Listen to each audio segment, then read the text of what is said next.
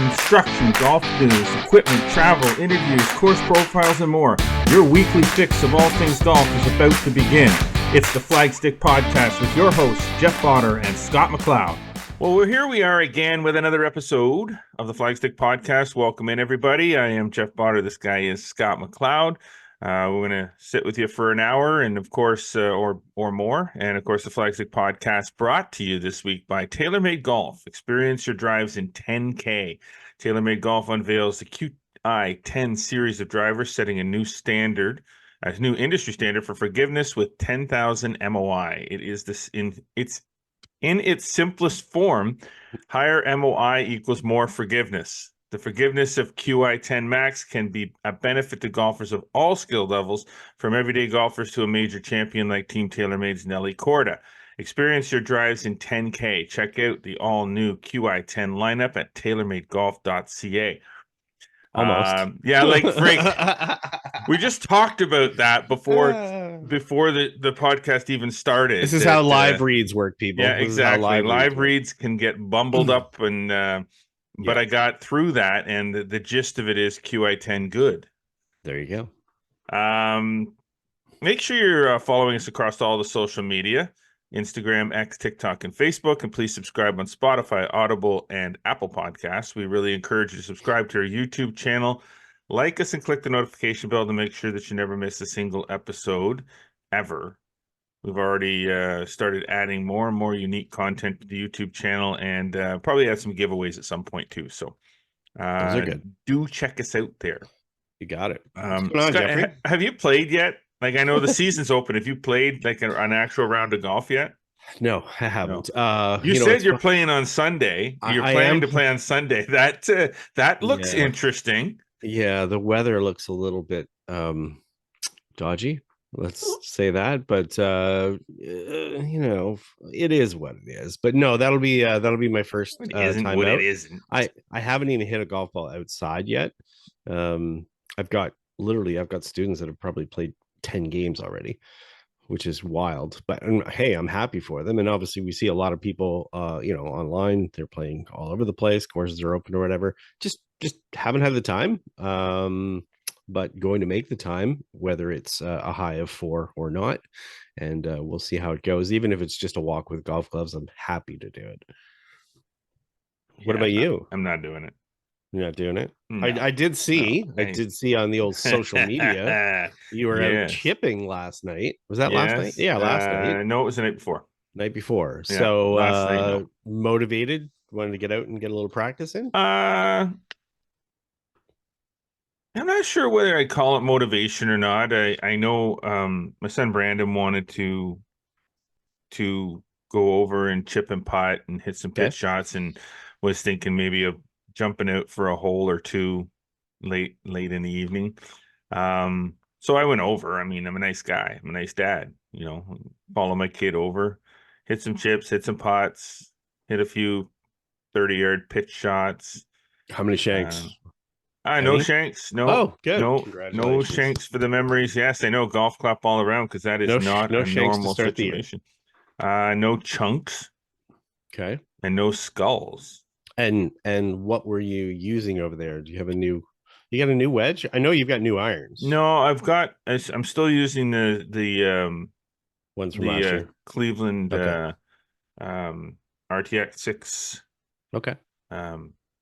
Gunmetal finish, I'll call it gunmetal, black finish, dark finish, whatever you call it. Kind of matches up with my Strixon's this that I'm using this year, but kind of the whole dark theme.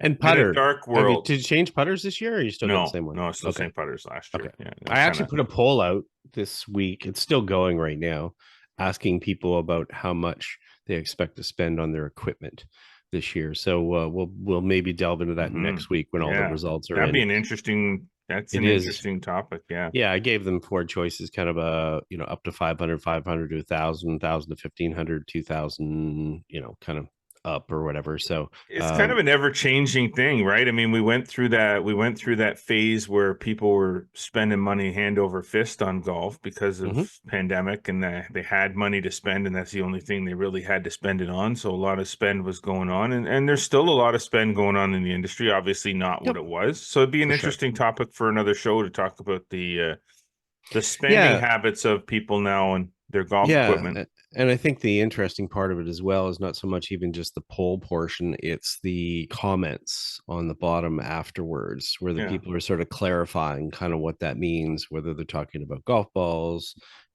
this, that, or anything. Again, as you mentioned, whether they're hanging on to some of their equipment a little bit longer, whether they're investing. Yeah, it all varies by a bit, but certainly a good topic that we Now, can just look just to into. clarify before we move on to the front nine, and talk about what's going on the show, but just to clarify something, there was a reaction on social media from the picture that I posted about me being out chipping and putting, and there was a mug on the ground, a travel mug on the ground, Oh, and there was yes. a question that was asked by A golf course good owner. friend of the show, Mark Seabrook, is the owner of the Canadian Golf and Country Club, and he was curious to know what was in the mug. Well, Mark, as much as I'd like to, spice things up a little bit and tell you that there was really something very interesting in that mug, from an alcoholic perspective, it was not. It was coffee. Okay, And there you it's go. just For sure. simply Nescafe instant coffee with Ooh, that's how I roll. I roll Nescafe instant coffee from Costco. Big, huge container, like a big, huge tub of. That's what I do. Nescafe instant coffee. Instant coffee. That's how I Okay, roll. Yeah. people, I people, you know can it's weird, eh? Like, it's people, people like, people, oh, you can you don't have a you Keurig or a knack, and what do you call it? A friggin' anything French press. Tassimo or whatever. I do Uh, have a Tassimo machine. I just don't I'm use gonna it. do a I'm poll. I'm gonna do a poll on that instant good. coffee. Oh Cheers, God, everyone. if I'm Cheers. desperate.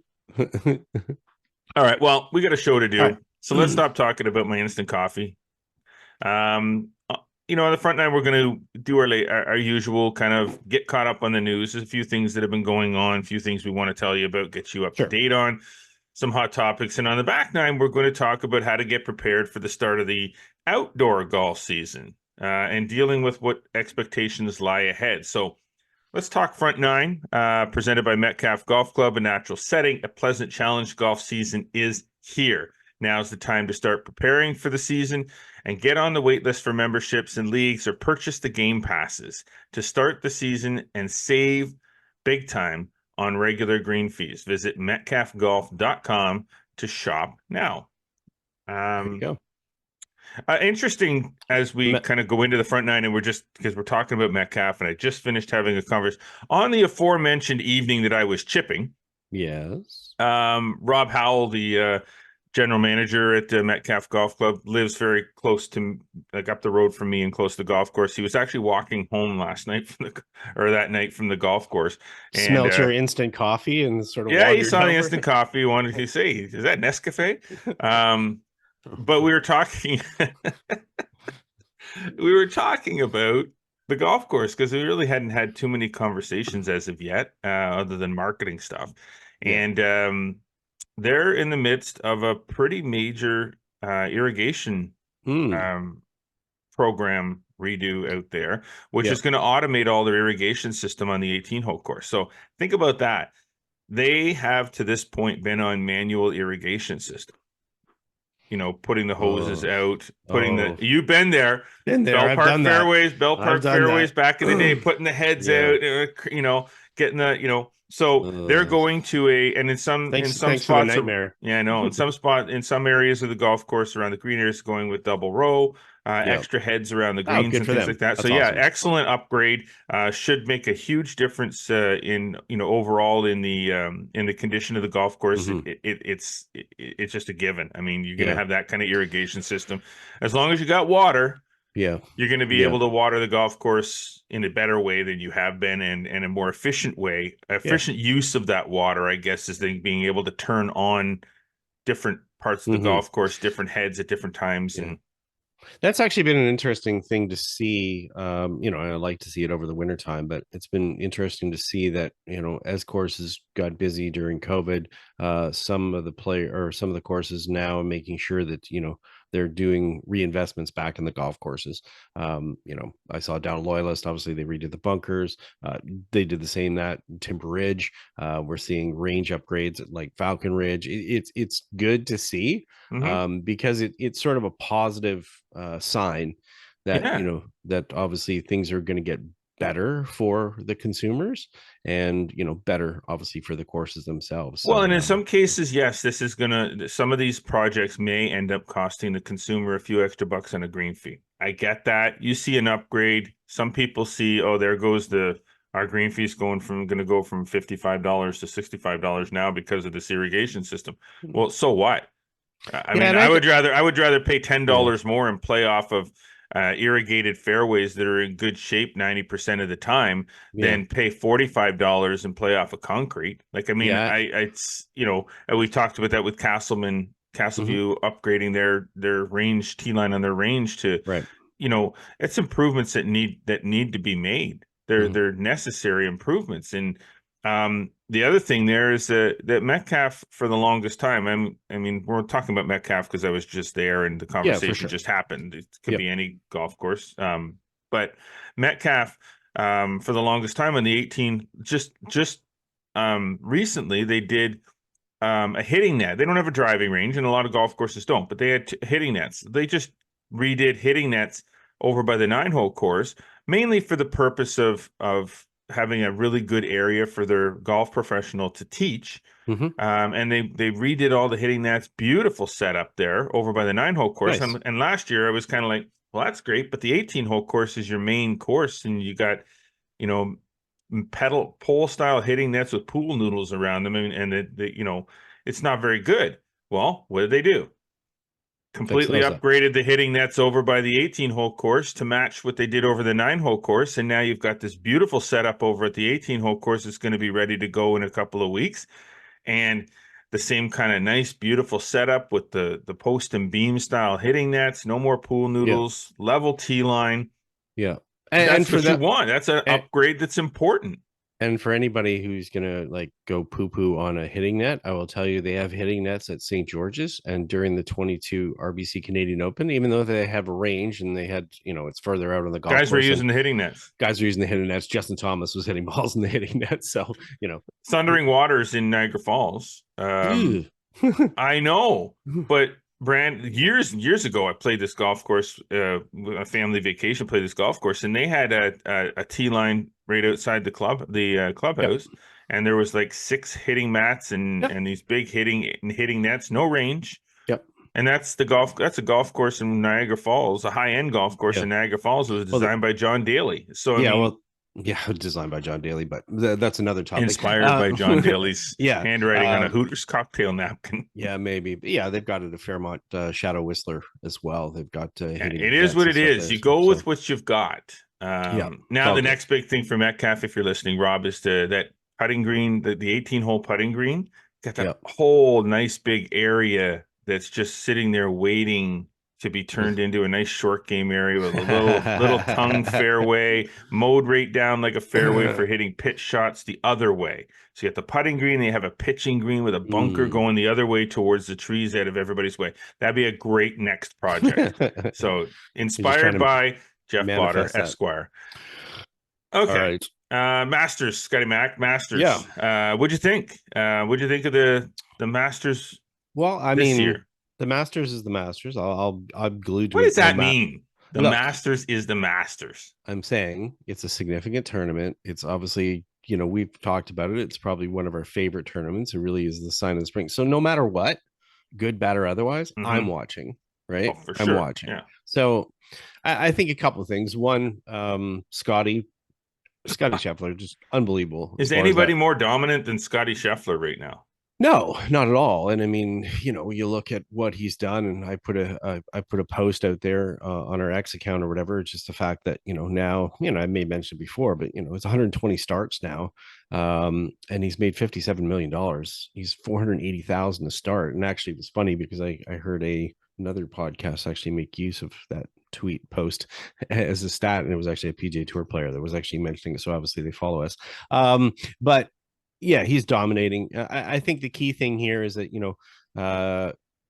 it had a level of excitement early on when all of a sudden four players were tied for the lead, and I think the general consumer, a lot of people, they kind of want that really close game, sort of competitive sort of thing. And then they all fell off, and Scottie, much like Jack Nicklaus in the past, or Tiger in some instances or whatever, won the war of attrition, and he just didn't do it by making pars. I mean, he made 7 birdies on the final day. He only made one mistake, making that bogey on 11. And we can't, I saw some comments online. People are, oh, it was kind of boring and whatever. You know what? Good golf is boring.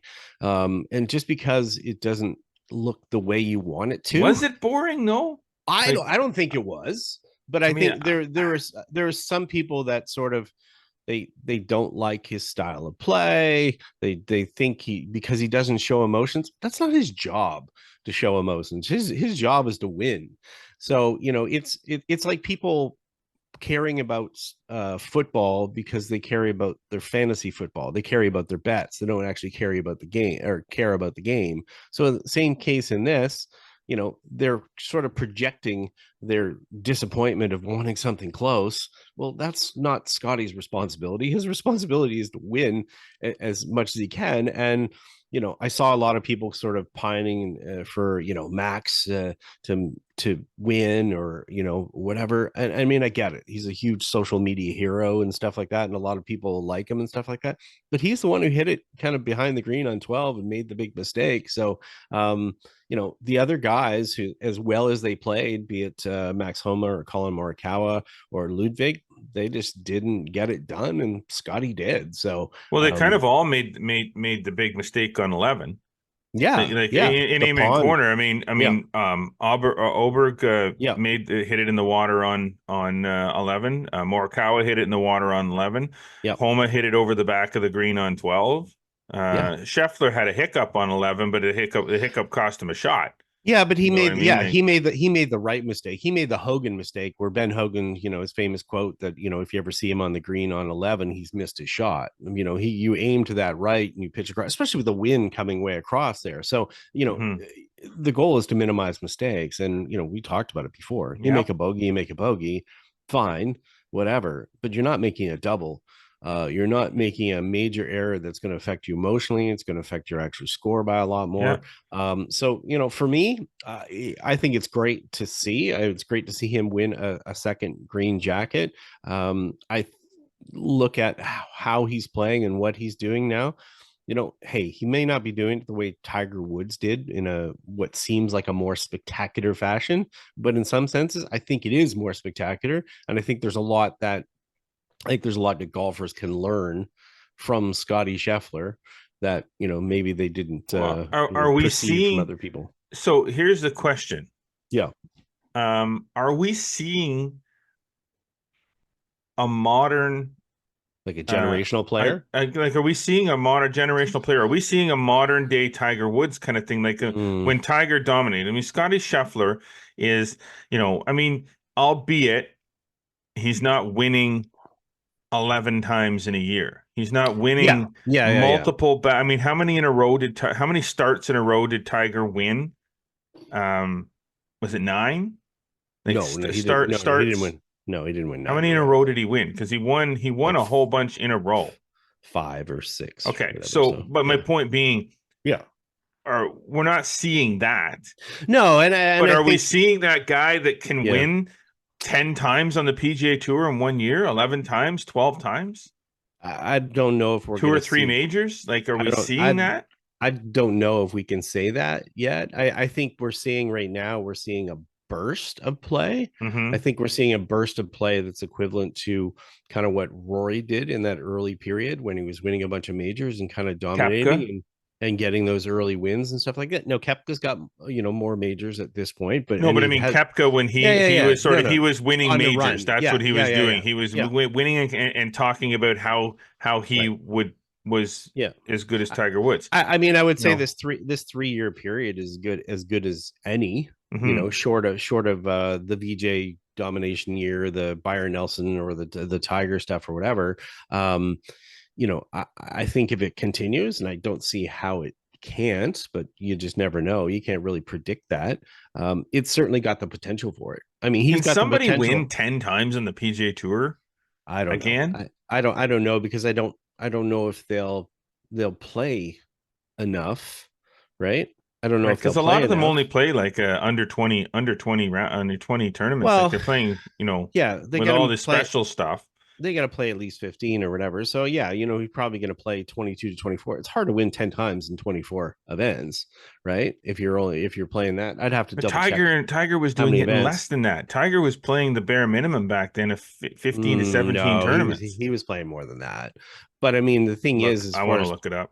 look it up, as far as him dominating, but the thing is I think what will happen or what makes it a little bit, I won't say it more difficult, but if we look at the key events that he will play in, I don't see Scottie Scheffler playing in a lot of weaker field events, or what I mean. He's going to be playing in all Right. those signature events. He's going to be playing in the majors, so it's even harder to win. More times. He plays in Houston, loses in a playoff.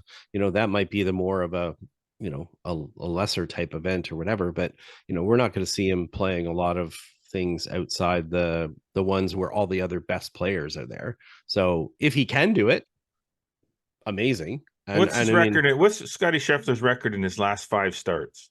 his last 5 starts, So he's played the Masters. He won the Masters.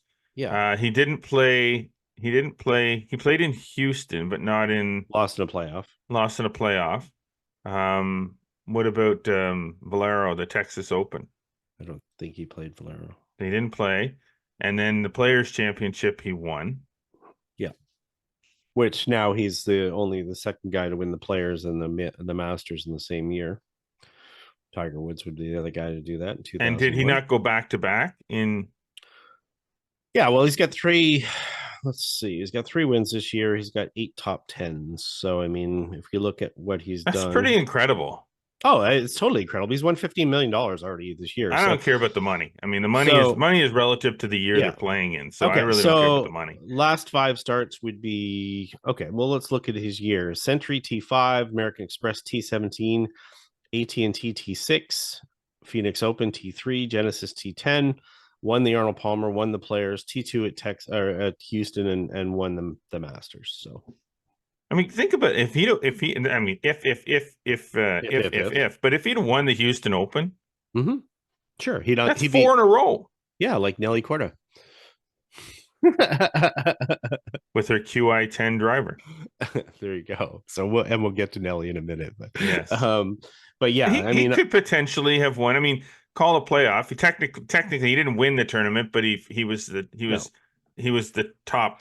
Like he had So after let's 4 rounds he was on top of the leaderboard. yeah. So Well, let's say he's played. Now here's the sidebar that's this.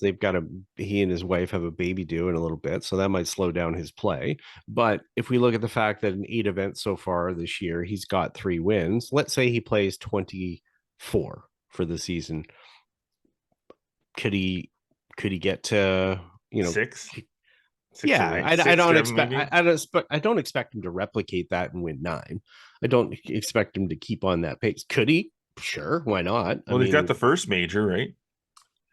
yeah. Well, that'll be the fun part, That'll be all the discussion Yeah, when when they the get to Valhalla, yeah, yeah, when you get to Valhalla and it's like, okay, can he win? If he wins the US Open, then everybody's going to be saying, can Scottie Scheffler win the all yeah. four majors? Well, No, it's let's so hope unlikely. we get to that point. I mean, that would be pretty fun. I mean, It'd be great. it'd be a great story. Maybe then people would start to give him the respect he deserves. There's a lots How of can you not give this guy the respect he I think deserves? I mean, the it's problem is the diehard core golfer, the person that understands the game is giving him the respect. The person that's not giving him the respect is kind of the not the core golfers, so they don't really understand that just because you play a certain style or whatever, that it's not great golf. You know what I mean? Well, You know, it's like the whole DeChambeau thing. I am not a DeChambeau fan, but right? But it's but you not got that to I'm respect not a his game, fan of what he's done in his game. Like to break the seal and right? say, I am going to spit in the face of tradition and do Mm-hmm. it my way, Yep. and show that he's more than capable of competing with the best players in the world doing it his way. I respect that a Yep. million times. I don't respect the whole live thing, but I don't care. I That's a just separate, this yeah, whatever. topic. I Yep. don't care. He's a bit of um a quirky guy, Sure. but I mean, I got no issues with him. I would No, not have been happy to see him win the Masters over some other guys, but if you he got to deserved respect it, it he if he does deserved it. it. You can't. Yeah. It's like you cannot like Brad Marchand as a hockey player, Hmm. But you got to but you respect have to his respect the results. guy, fact that the guy is Yeah. an amazing hockey player, Yeah. regardless of what style of hockey he plays. You have to respect that. I don't have to like it. I don't have to like him as a player, but I have to Yeah. respect that fact that he's successful at what he does. And Scheffler, DeChambeau, Yeah. whatever. You got to respect the game. I'll put it this way. This is my comparison.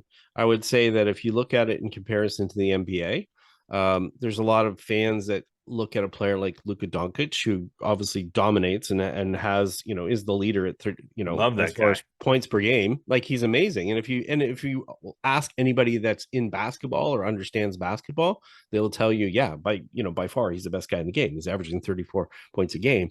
But the casual fan will look at a player like Giannis, who's second in points per game, and they look at him as more spectacular and more, you know what I mean? Hmm. So that has that appeal that's different, but it shouldn't take away from what Scottie is doing. Heroes and villains, my friend. Heroes and Yeah, villains. No yeah, matter what yeah, it is, sport or life, heroes yeah, and villains yeah. are a real thing. And Yeah, and it's also about knowing the game versus not knowing the game, and it's nothing against anybody who's a casual fan, but that obviously plays into effect with things like viewership numbers, things like that, how people react on things like social media and so forth, and say, oh, it's boring or whatever the case may be. Maybe they just don't understand the game, but at some point I think they're going to appreciate it because he's not going away. okay, so we have really gone off on this topic pretty significantly to the point where we've burned through about 30 minutes of the podcast just talking about this stuff.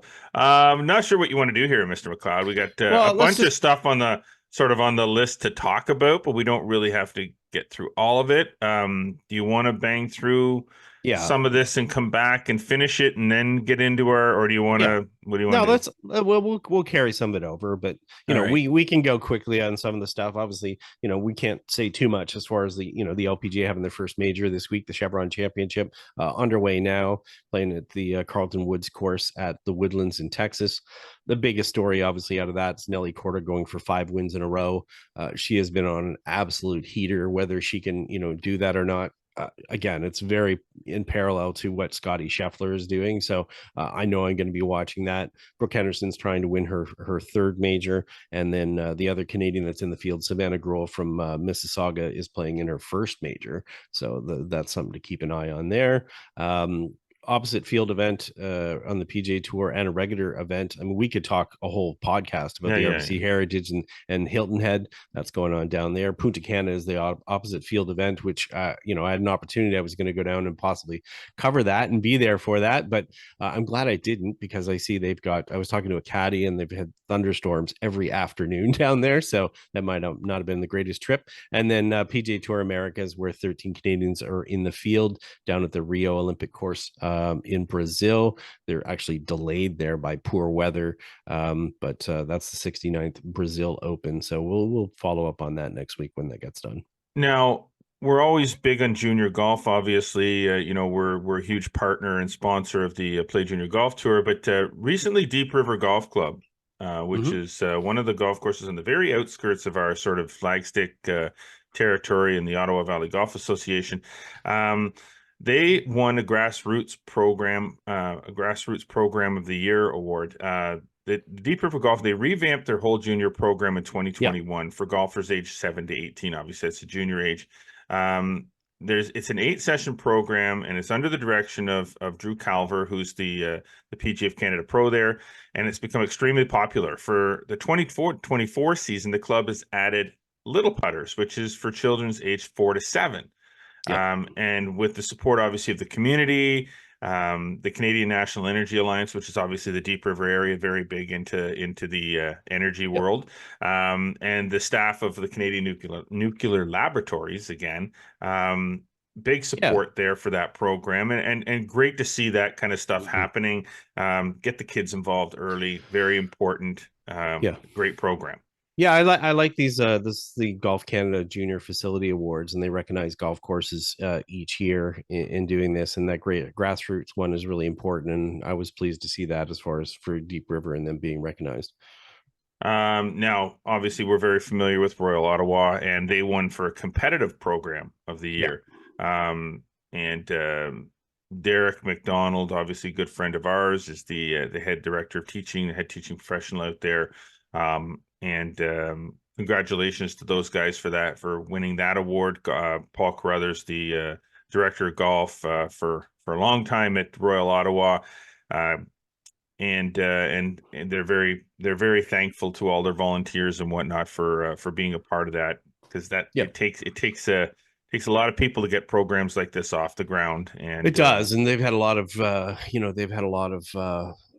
players, young players, competing at a very high level, and that's obviously what it's recognized, and they serve a little bit as a home as well for the OVJ, their competitive program as well. So, kudos to them for that recognition. looking forward to this. I'm hoping to get down to see it this year. We'll have to see as the Oh, endless Belleville, summer. I know, the Endless Summer Belleville Long Yeah. Drive Major Yep. is going to get major broadcast coverage. The Yeah. event is to be held down in Belleville again on June 14th and 15th, and it's going to be shown on ESPN.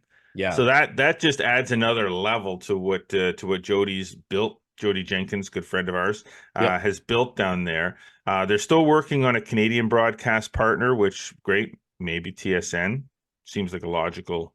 We'll see. And um, it's a whole the event is a whole big thing. It's not just a long drive No, competition. they have a There's a pro-am pro-am as well. involved in Yeah. it as well. So it's kind of Yep. like a big deal. It's endless summer. It's a Yep. Belleville. It's Concert. They have a concert, the whole deal. Yeah. so it's a sweet thing. Keep watching flagstick.com for more details on it. We have an article up there now on it, so Yep. you can follow up with that. Now, I'm glad we have some time here. Before we head to our break, I just want to bring this to light for those that don't know or haven't heard yet or haven't seen on flagstick.com. Recently, very good friend of ours, longtime friend of ours, Bill Kerr Jr., passed away. He was the longtime pro at the Black Bear Ridge Golf Club. He'd been there since they started the club in 2005. He's a third generation pro. So it's Yeah. Bill Kerr the third, Bill Kerr Jr. we call him. And just a very sad, condolences and thoughts and prayers go out to Bill's family and friends and everybody that was knew Bill.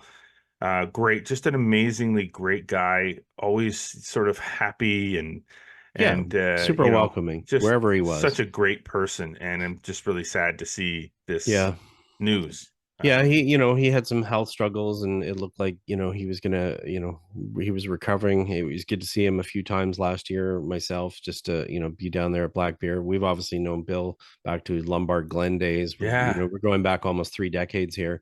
You know, way too young, 57 years old. Yes. Was certainly the guy that, you went in that door, and, it was always the handshake. It was like the old school pro, which, Yeah. carries on from, Yeah. his dad and his grandfather, who was the pro at Beaconsfield. And that's where Bill started his professional career almost 4 decades ago. Just really feel for him, his family. especially the boys as well, his wife, Wendy, but, he's got 3 sons. And one of the greatest things for Bill was, going and playing this father and 3 sons classic. He would go and play in. He previously had played it with his own dad, uncles. He had other family members and so forth. But, they won it last year. And so that was kind of a cool moment. So when I wrote it up and posted the picture online, there was no other picture that I was going to post than him and the 3 boys. It's not going to be the same to go to Black Bear Ridge and not have Bill there. And certainly, he's well known. Couldn't have been more supportive as well for the junior golf as well. He was a real driving force in helping with some of the things with the St. Lawrence Junior Tour that ended up becoming part of the Play Junior Golf Tour. Just loved the game. The game was his life. His family was his life, but his friends were too. And, he made you feel like a friend automatically as soon as you went in there, whether you knew him for 3 decades or it was the first time you'd met him. You'll be missed, Bill. Very, very, very missed. Okay.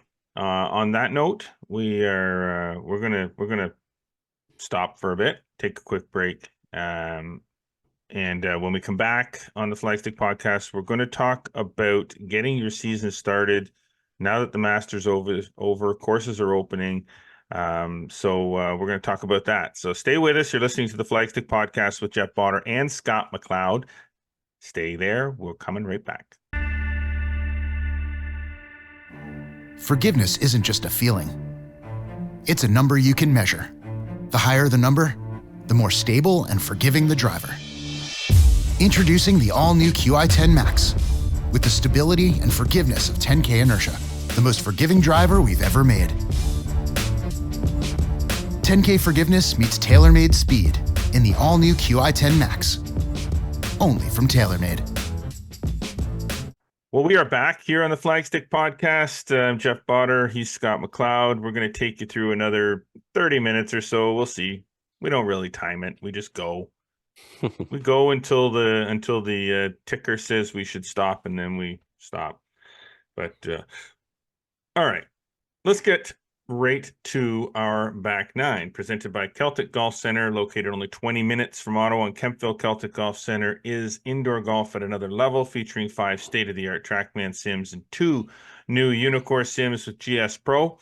Celtic Golf Center can offer over 10,000 course options for you. Play rounds with friends, practice with full swing analysis, play golf games. Visit CelticGolfCenter.com to learn more or to book some tee times. And you better do that soon, because I know that Andy is starting to wind down the indoor golf season as he continues to send me updates for his website on hours of availability, and they keep getting less and less. So you know that we're creeping closer and closer to a full open of seasons when the indoor golf facilities like Andy's are starting to kind of wind down.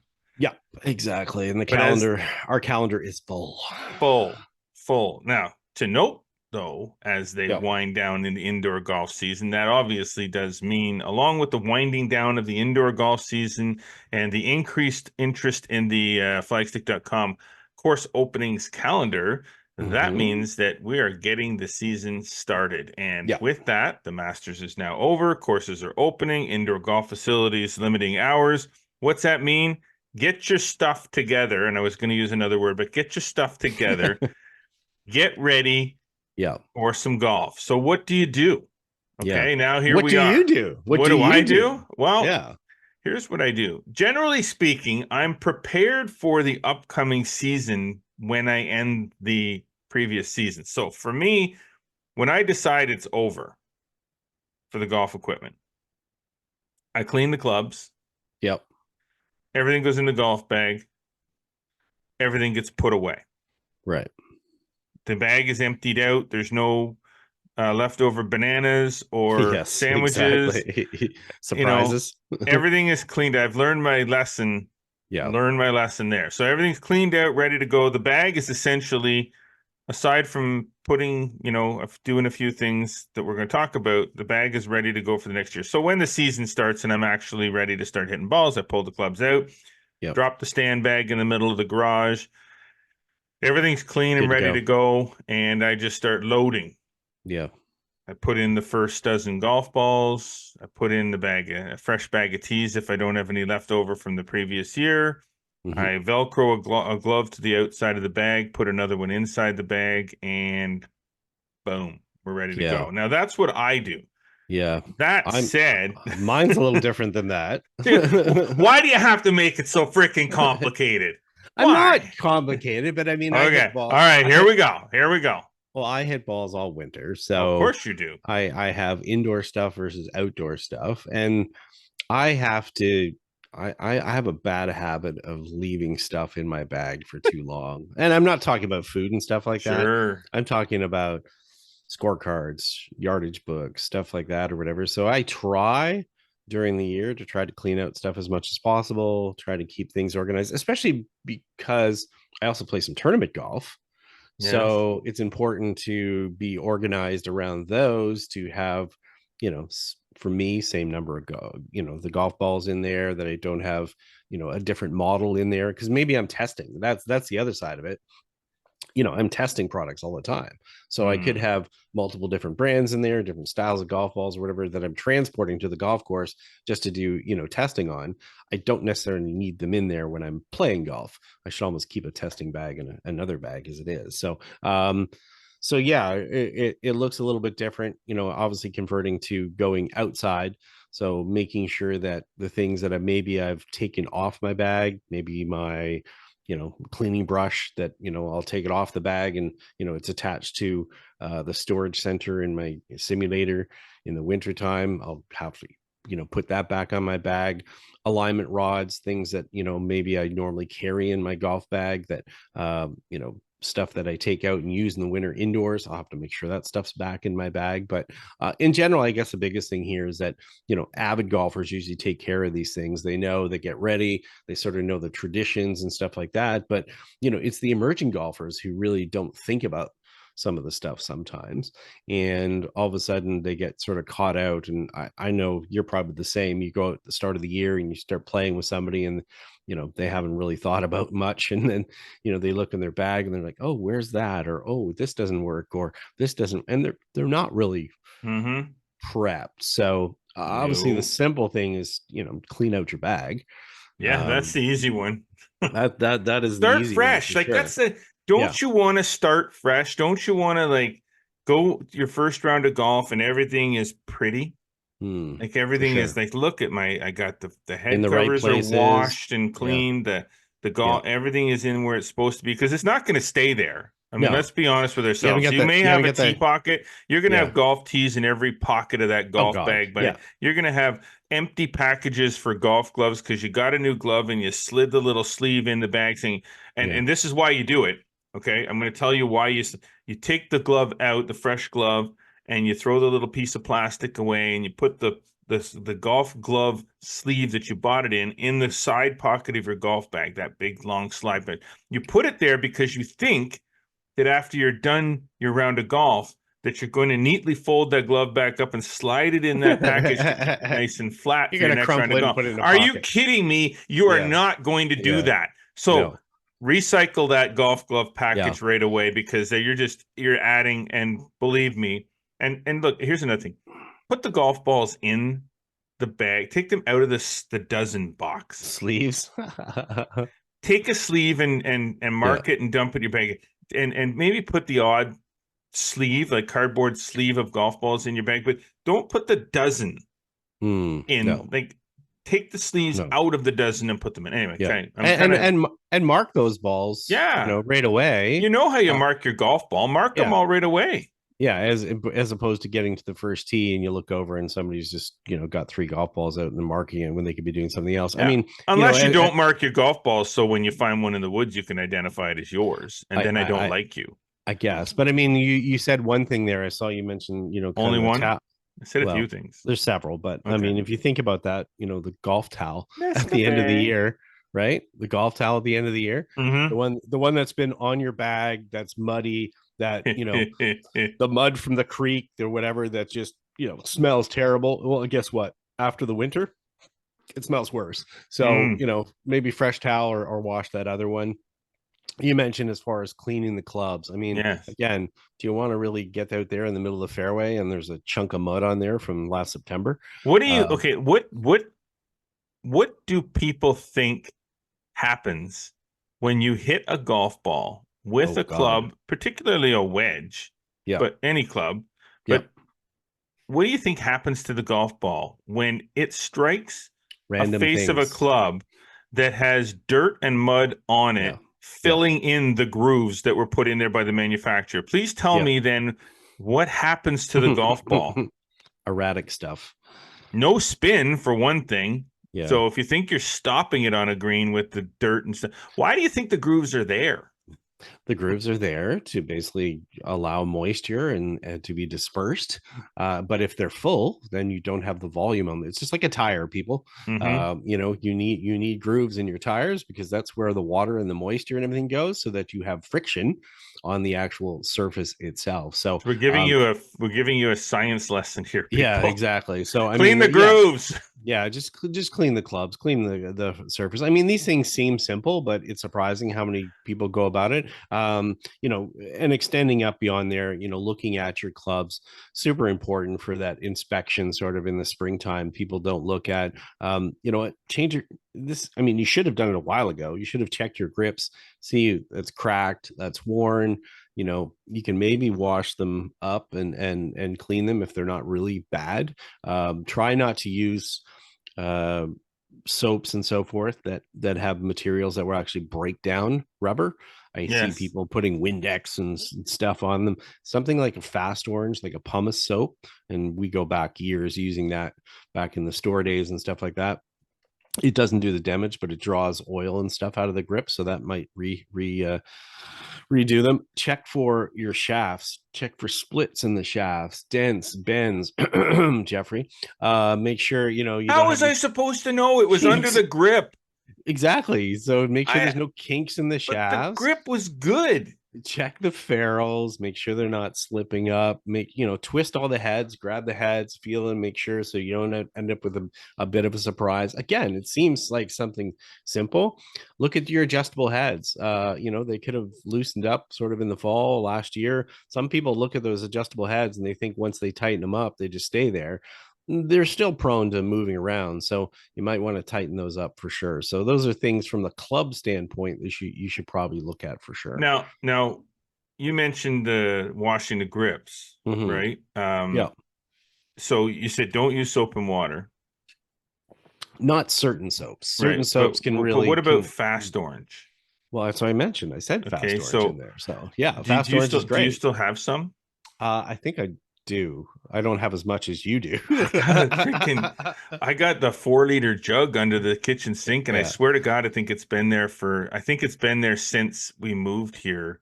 And so even before, if people are not familiar with like a Fast Orange or whatever, mechanics make use of it to remove grease and so forth off their hands, but it smells good.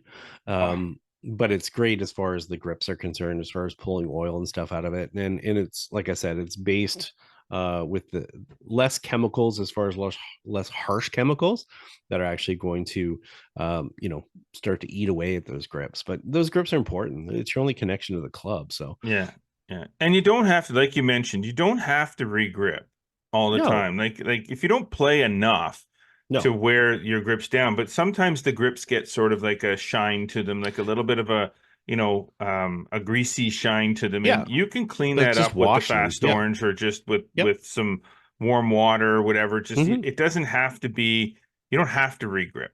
No, just take a brush and give them a wash. But if you do play a lot, like if you're the type of person that plays, 40, 50 rounds of golf in a summer, you probably need to re-grip your clubs. You're probably worn through, maybe a little grip pressure, got a little thumb mark in the lower thumb area. If you're at a point where you've got a thumb mark, you're way beyond where you should have re-gripped or whatever. But what you want to do is you want to look at the clubs that you use the most.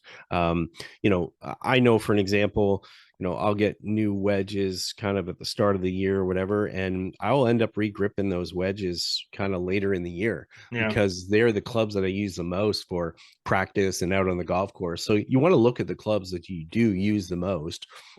And maybe you get a driver that you've had for 4 or 5 years. I mean, you can remember back in the day for the store where people would show up and they'd have grips and they're like, when did you ever re-grip this? Never. When did you buy this club? 30 years ago. I remember trying to cut some of those ones off. We would sort of determine, okay, are we going to try to save these and reuse them on Yeah. a later on? Because we always Yeah. would do that. If they were relative, someone just liked a different grip, we Yeah. would pull the grips off a set of clubs by needling Sure. them off Yeah. and then throw them in a bin, and we might use them another time someone wanted A a junior regrip, a club or a single chip club, thing. or Yeah. Yeah. Yeah. wanted the same grip, like Yeah. especially if it was an OEM grip.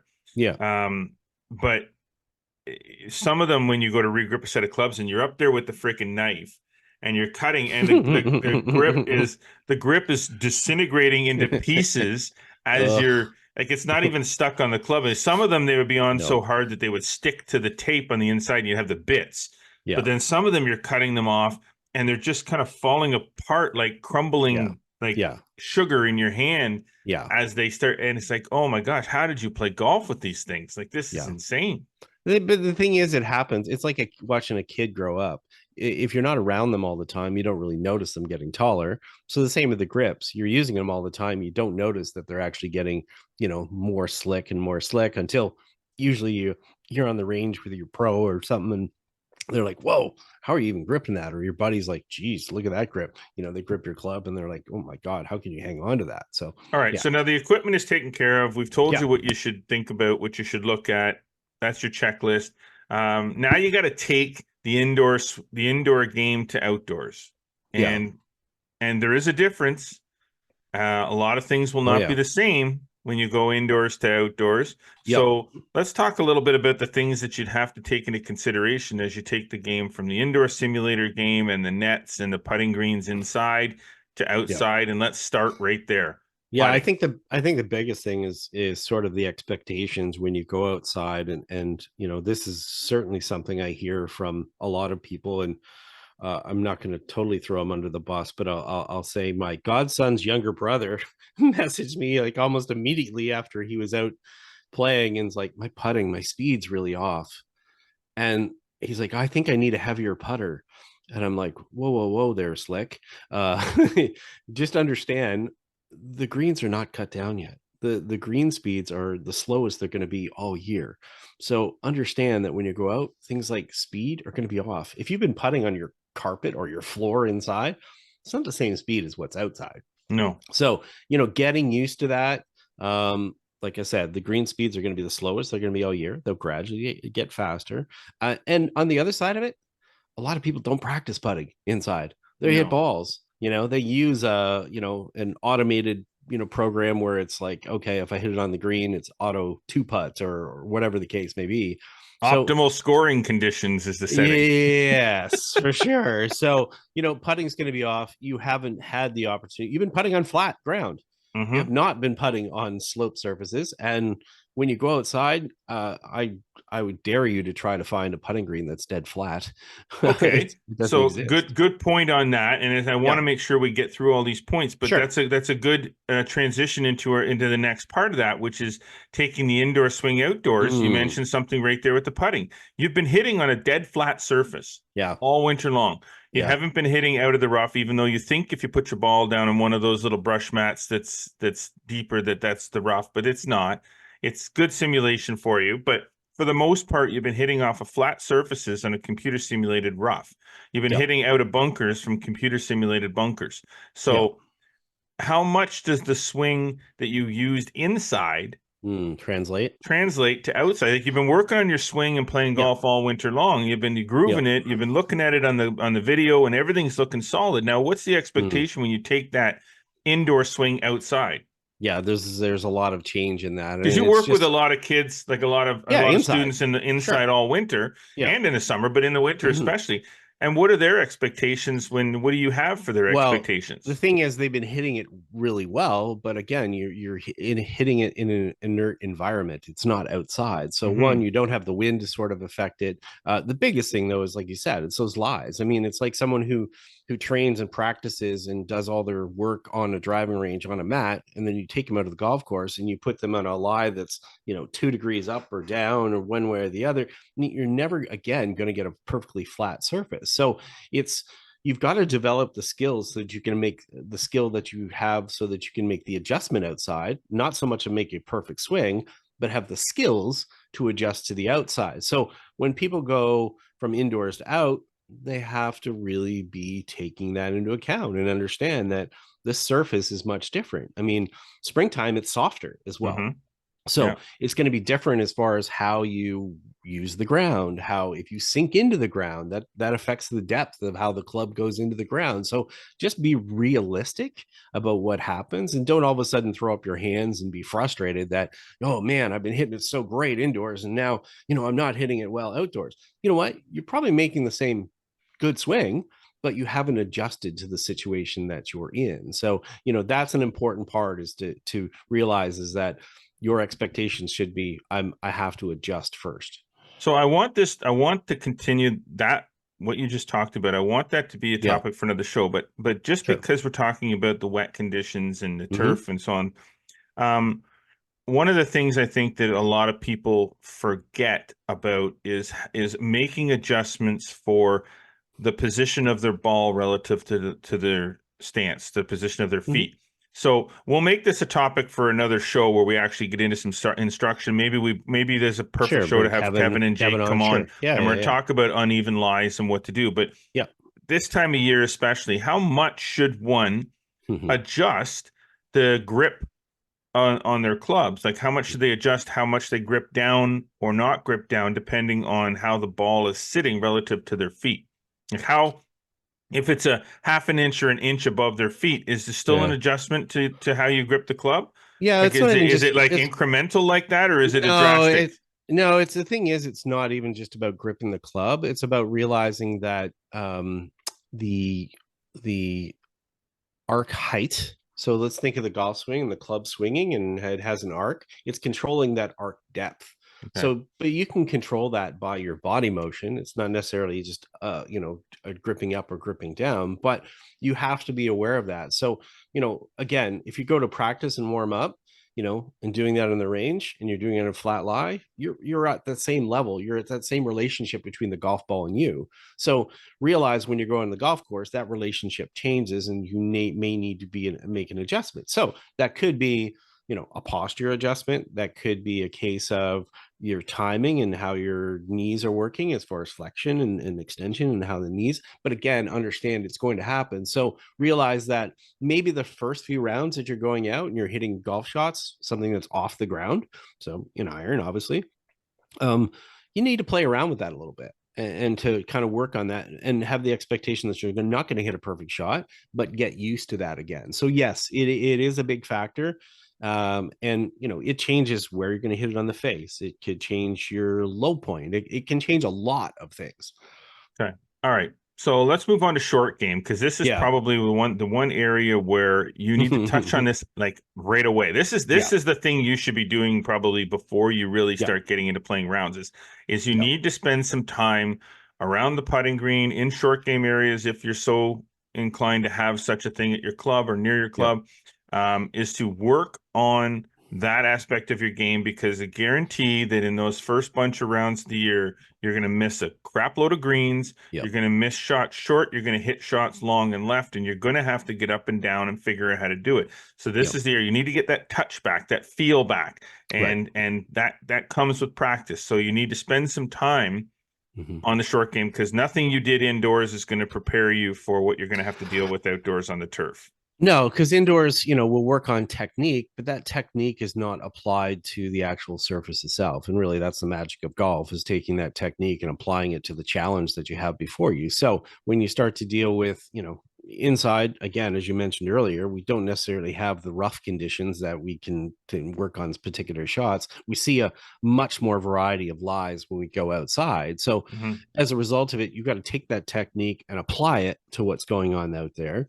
Get familiar with, how much resistance is the grass applying? How cleanly can I strike the golf ball? And, making the adjustments there. So yeah, as you said, right away, everybody wants to run to the driving range and because they think it's going to make up for the perfect swing. Well, generally you're going to still have a lot of variance in that golf swing. You're going to have a lot of variance in the results that are going to happen, but the thing is, if you can deal with the outcomes by having a good short game, you can have some better scores early on. So yeah, grind away on that aspect of it. Get to the green, get into the bunkers. You haven't been in a bunker. I mean, one of the funniest things in indoor simulators is people, hitting bunker shots in the simulator.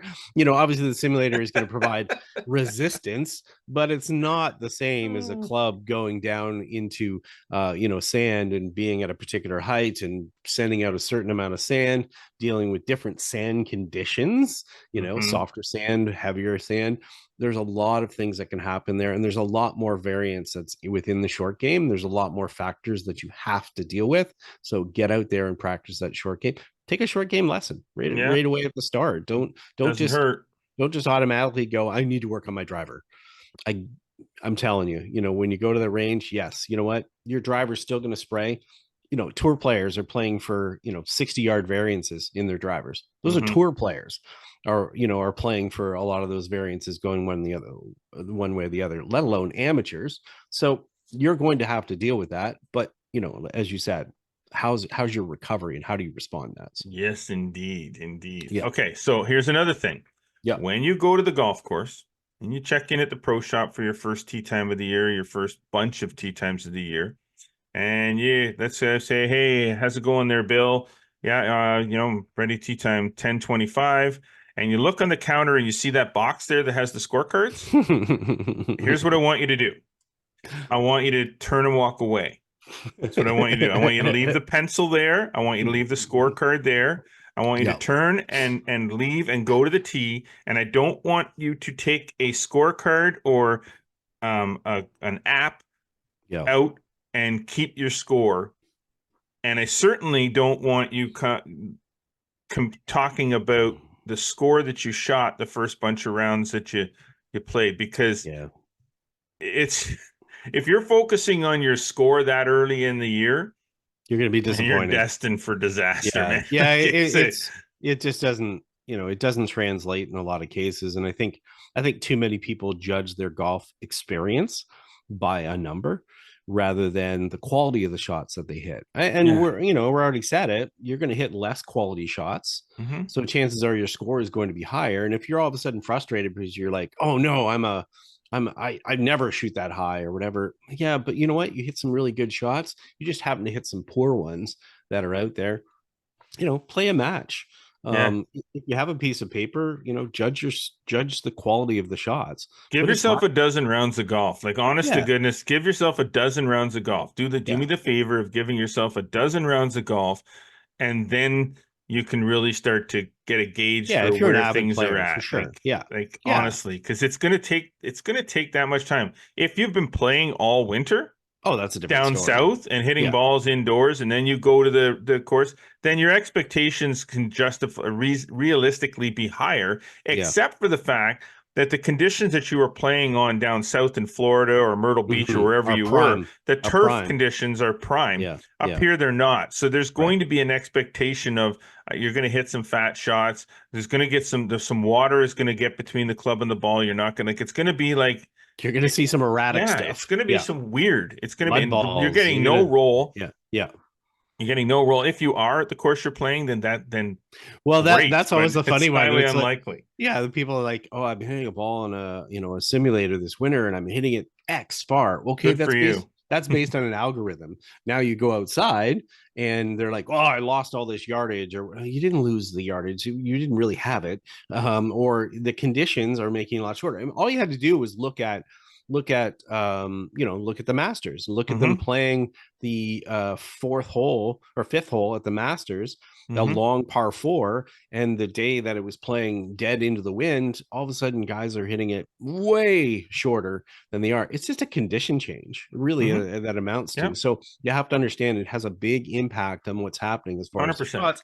We get more wind this time of year. I know Sunday I'm probably going to see gust 30. I'm going to see gust up to 50K. So have fun with that. Expectation again: go out, hit the ball, go find it again, hit it again. Exactly. That's it. Don't get emotional, positive, up or down, whatever happening. Okay, so now let's just slip the conversation into conditioning a little bit, because I mean, we're not saying go to the gym and start working out. What we're saying is that remember that you haven't been walking. If you walk when you play golf, you haven't been walking. If you cart, fine, whatever, do what you want to do. But if you walk, you haven't been walking. It really does take time to get into the right condition. I mean, it's no different than any athlete that plays a sport, whether it be hockey, soccer, football. Those first few games that you play, first more than a few, those first bunch of games you play before you start really feeling the legs are good and everything, your legs are going to burn, hurt, your body's going to hurt. So with golf, maybe not as bad as something like that, but you got to build up to it. Make sure that you're hydrated when you're playing. Make sure that you're drinking an equal amount of proper hydration compared to improper hydration. Eating right and build up your conditioning, because 18 holes is a long way to walk, and your legs are gonna feel it.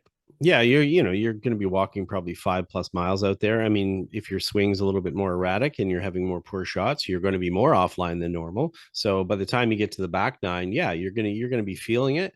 It's important as far as how you use your legs. So you might not be using your legs as much because they're exhausted or tired. So just be patient with that more than anything. And as you said, make sure to eat and stuff out there. You're going to be out there for a while. And hey, that happens during the season too. There's so many juniors that I see that are playing competitive golf that, you say, hey, do you eat? No, I don't eat while I'm out there. Like, you're out there for 4 hours, 5 hours in tournament golf. A lot of times your body needs fuel. Your body needs fuel. So, especially later in the round, people wonder why, they can't think properly. They can't, they wonder why their brain needs collapse. Fuel too. Your brain needs fuel. Your body needs fuel. Okay. And lastly, no matter how good that simulator that you've been playing on all winter is, it's still a simulator. So your scores are going to be different from what they were indoors for the most part. There ain't no gimme circle on the golf course. There's no little button that you can set to say putts inside 8 feet are good. Unless you've got some really understanding and nice friends generous. That, inside the leather is always good. means something completely different to you than it is to everybody else. Usually got to putt them out. I do see that a fair bit. The springtime I'll see a person now, because you have the capability of doing handicap tracking, indoors and stuff. And people are like, oh, I was down to a 2.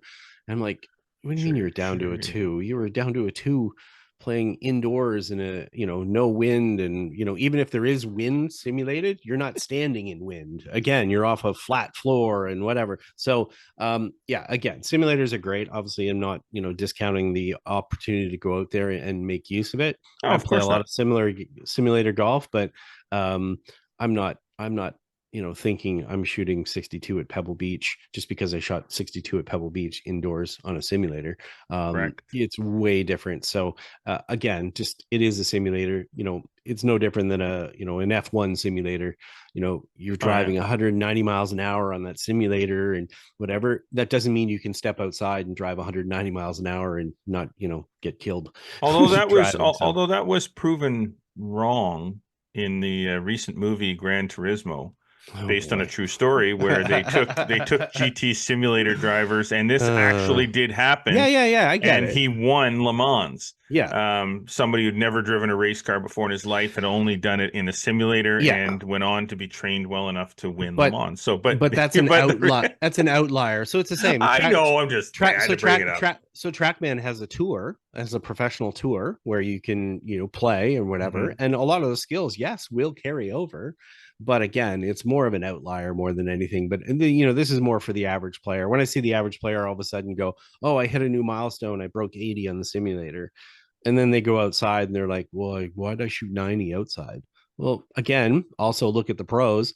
You might see a pro shoot 64 one day and 81 the next. Well, you didn't take a divot. You didn't take a divot with the simulator. So a lot of times that happens too. Like the club will bounce into the ball a little bit, and you really don't lose anything. It still goes straight. You hit it. You hit an inch behind the ball or a half an inch behind the ball outside. The grass does tend to have a little bit to say with what happens to the club face on the ball. 100%. So all that to say, people, prep for the start of the year. Get ready for your games, and if you have expectations, then put in the work. Put in the effort. 100%. Okay, so we're just going to recap quick. Let's let's make sure that we clean out our bag, clean our clubs, check for any problems with the equipment before we get out, tighten things up, fresh battery for the rangefinder. That's a good one. Fresh gloves, put some new eggs in there. Outside, work on the putting, get ready because it's going to be different. I expect that the golf swing is going to be a little bit different outside than it was inside. The turf conditions are different. Work on the short game first. Throw out the scorecard, please. Yeah. Get yourself into condition. Expect it's going to be a tiring first few rounds of golf, but you'll get there. Make sure you get some food and some water. And remember, no matter how good that simulator is, it is still a simulator. Well, there you go. Hopefully that helps you. If it doesn't, then maybe you can't be helped. But that does it for us for this week. Thank you to all our sponsors, Metcalf Golf Club, Celtic Golf Center, our presenting sponsor this week, TaylorMade Golf. Experience your drives in 10K. TaylorMade unveils the QI 10 series of drivers, setting a new industry standard for forgiveness with 10,000 MOI. In its simplest form, higher MOI equals more forgiveness. The forgiveness of QI 10 Max can be a benefit to golfers of all skill levels, from everyday golfers to a major champion like Team TaylorMade's Nelly Corda. Experience your drives in 10K. Check out the all-new lineup of QI10 clubs at TaylorMadeGolf.ca. Well, I hope you have been enjoying this with us. Be sure to follow us across all social media networks, Instagram, X, Facebook, and subscribe on Spotify, Audible, Apple Podcasts. And do not forget to subscribe to our YouTube channel. Some cool new things are coming there. Like us and click the notification bell. Make sure you never miss a single episode. Get over to flagstick.com.